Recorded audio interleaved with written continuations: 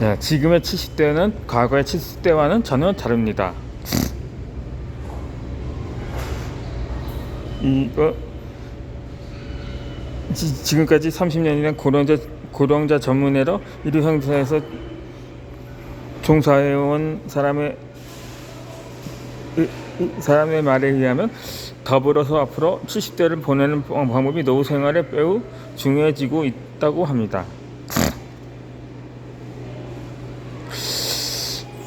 이는 즉 70대를 어떻게 보내느냐에 따라서 향후 간병을 받는 시기를 늦추고 건강한 생활을 얼마나 지속할 수 있는지가 결정이 된다는 연령대라고 합니다. 왜 70대의 생활이 만년의 모습을 좌우하는지 지금부터 설명하라고 합니다. 이 현대 70대의 나이대의 사람들은 한국전쟁 전에 태어난 사람의 70대보다 훨씬 젊고 건강해졌다고 합니다. 그 이후 출생인구가 대폭 증가하는 시기에 태어난 세대인, 그러니까는 1953년부터 1964년까지 사이에 태어난 사람들은 2020년도에 모두 70대가 되었습니다. 그러니까 이 시대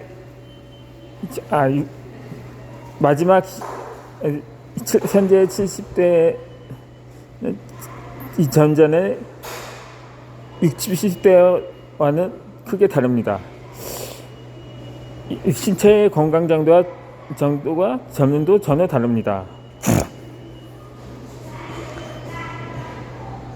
이 예를 들어 1980년대 당시 60대 후반인 25세에서 65세에서 69살까지의 연령대의 사람들 가운데 대략 10%는 불편 없이 걸을 수가 있었습니다. 하지만 2000년대 들어서 60대 후반의 사람들은 정상적으로 보행할 수 없는 사람의 비율은 2에서 3% 정도에 불과합니다. 이 대폭 줄었다는 증거입니다. 그래, 저도 이제 나이 50대를 넘어섰기에 그동안의 고령자들을 오랫동안 지켜보았지만 과거의 70대는 어느 정도 힘이 없는 상태였습니다. 이에 반해 지금의 70대는 아직 건강한 사람들이 많습니다. 대략 10살 정도 젊어진 것 같은 인상입니다. 이처럼 건강한 70대가 늘어난 이유는 이 50년대 이후에 영양 상태가 개선되었기 때문입니다. 이 전쟁 직후에 태어난 직후는 신현량이 허였지만 당시 미국에서 원조 받은 인잉여 탈취 분유에 힘입어서 이때부터 영양 상태가 어느 정도 개선되기 시작을 했던 것입니다. 그래서 성장기의 영양 상태가 개선되자 수명은 길어지고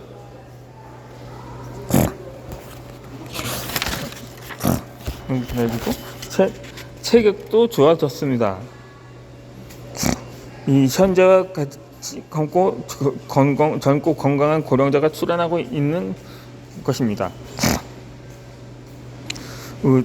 전후에 만연했던 결핵을 발만한 이유를 봅시다. 이 당시 스트랩소마이신이라는 항생물질 덕분이라고 생각하는 사람이 많습니다. 하지만 실제로 단백질을 많이 섭취하는 등 영양성 차가 계속되었기 때문에 면역력이 향상되어 결핵 퇴치가 가능해진 것입니다.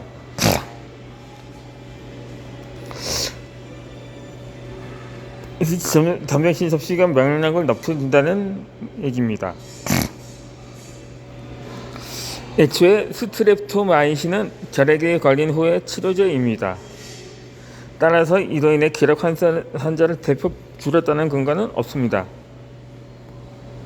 이 결핵을 예방하는 BCG 접종이 시작된 시기도 1955년도 베이비붐이 시작될 무렵입니다. 유아기 때 이 약물의 접종 효과로 결핵이 줄어들었다고 조장합니다. 하지만 결핵이 감소하기 시작한 것은 전쟁이 한창이던 1952년부터였습니다. 이는 미국에서 들어온 지원물자적의 영양 상태가 계속 개선된 시기와 일치합니다. 이 전쟁 전에 섭취한 칼로리를 예로 들어봅니다. 이 나름대로 섭취하고 있었지만 단백질을 놀랄 만큼 섭취하지 못했습니다. 이 때문에 면역력이 낮고 결핵을 살아가는 사람이 많았습니다. 그런데 전쟁 이후에 영양 상태가 호전이 되면서 결핵 환자가 줄고 젊은 나이에 사망하는 사람이 대폭 줄었습니다. 그로 인해 평균 수명이 단번에 늘어난 것이기도 합니다.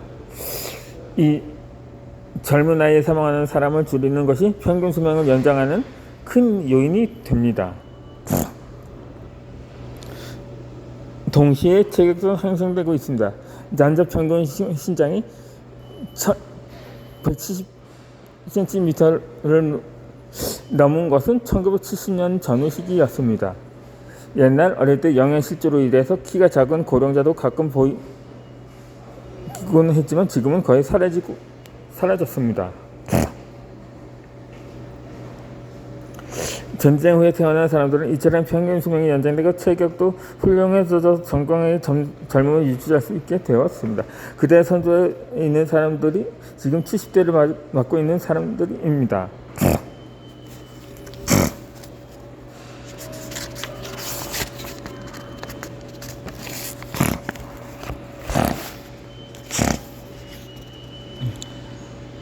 이제 70대는 현역의 연장이 나는 시대에 와 있습니다.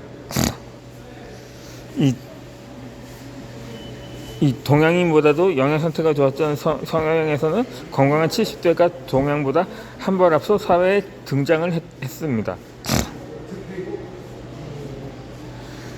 1974년도에 미국 노년학계 권위자인 시카고 대학의 벨리스 루거트는 현재 65세 이상을 고령자로 간주하고 있던 사회 총념에 반해서 75세까지는 체력적이나 지적, 기능적으로 중년과 별로 다르지 않다고 강조했습니다. 그리고 이 세대를 영 올드라고 이름을 짓기도 했습니다.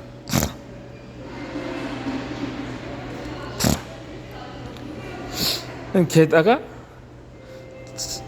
75세를 지난 무렵부터 인지 기능이 떨어지거나 질병 등으로 간병이 필요한 사람도 나타나는 세대라고 해서 올드라고 명명을 했습니다.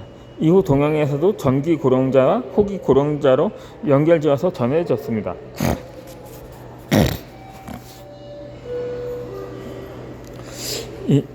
뉴거튼이 이 같은 논문을 제기해서 1970년대 당시 동양은 달랐습니다.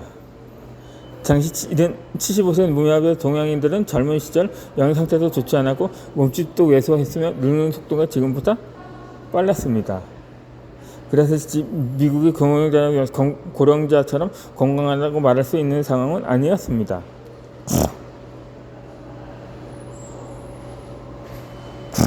그러던 차에 1990년대 무렵에서 동양에서 건강한 고령자가 점차 증가했던 것입니다. 그렇게 한 1980년대부터 일본의 한 고령 전문 종합병원에 근무하던 의사의 말에 의하면 고령자를 진찰하면서 점차 뉴코튼과 같은 생각을 가지게 되었다고 합니다. 1997년도에는 75세 현역 사회론이라는 책을 내기도 했습니다. 이 책에서 75세 정도까지는 지적 기능이나 체력, 내장 기능 등이 중년과 큰 차이가 없으며 현역 시절처럼 생활을 할 수 있다고 설명했습니다. 이어 20년 이상 지난 지금 의료 기술은 한층 더 진보해서 70대의 간병의 필요 비율도 점점 낮아지고 있습니다. 이를 근거로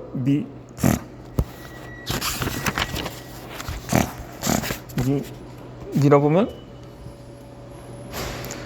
현재 75세가 아닌 80세까지도 많은 사람들이 현역처럼 활동하는 시대가 되고 있는 것입니다. 중장년의 연장은 10년입니다. 지금까지 70대가 되면 중병을 앓거나 병생을 간이받거나 감염이 필요해지는 사람이 적지 않게 있었지만 앞으로는 많은 사람들이 스스로 70대를 보내게 될 것입니다. 이 70대라는 20년간은 중장년의 연장을 일컫는 기간이 될 것입니다. 이 70대라면 몸도 움직일 수 있고 머리도 맞습니다. 따라서 일상생활의 마음가짐에 따라서 80대 이후의 건강한 생활로 이어질 수도 있습니다. 다만 70대에는 특유의 취약함도 있기 때문에 방치한다면 악화될 수도 있습니다. 그렇기 때문에 항상 주의할 필요가 없습니다. 어떤 마음가짐으로 생활을 하면 좋을지는 이어지는 영상에서 설명할 것입니다.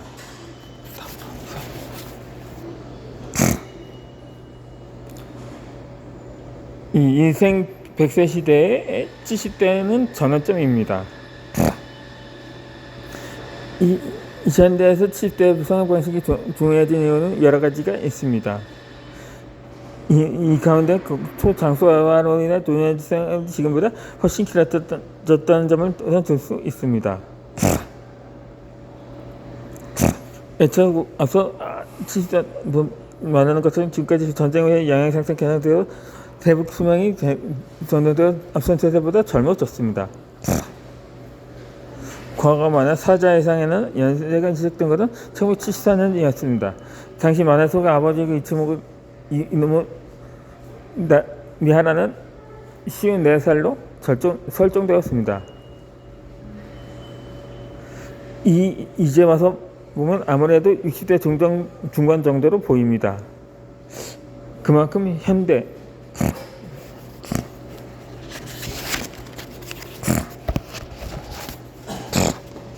이는 젊어졌다는 말입니다. 영 형태의 개선이 회춘이나 수명 연장에 기여해 온 것도 따지고 보면 1960년대 출생자에만 효과를 주었다고 생각할 수도 있습니다. 실제로 신장치를 보면 전쟁 후에 급속히 평균 신장이 늘어났는데 지금 20년을 보면 평균 신장이 늘지 않고 있습니다. 이제 영양 상태 개선은 나라 전체에 널리 펴졌으면서 더 이상 수명 연장의 요인이 아니라는 것입니다. 그러나 이후에도 평균 수명은 계속 늘어나면서 계속 연장될 것으로 되고 있습니다. 이 의학의 진보가 그렇게 만들고 있는 것입니다. 이 인생 100세 시대라고 흔히들 말합니다. 이 전쟁 이후에 적극적으로 회춘을 경험한 사람들이 있습니다. 이 때문에 인생 100세 시대라면 지금보다 한층 더 회춘할 수 있으며 수명이 연장될 것으로 생각할 수도 있습니다. 하지만 이는 바른 인식은 아닙니다. 80세 또는 90세가 되어서 70세처럼 검은 건강하게 활약할 수 있으며 인생의 종점이 늦춰진다고 생각하는 것은 망상에 불과합니다. 젊어지는 것이 아니라 이해하기 진보로 죽지 않기 때문에 초장수가 된다는 것이 인생 100세 시대의 실상입니다.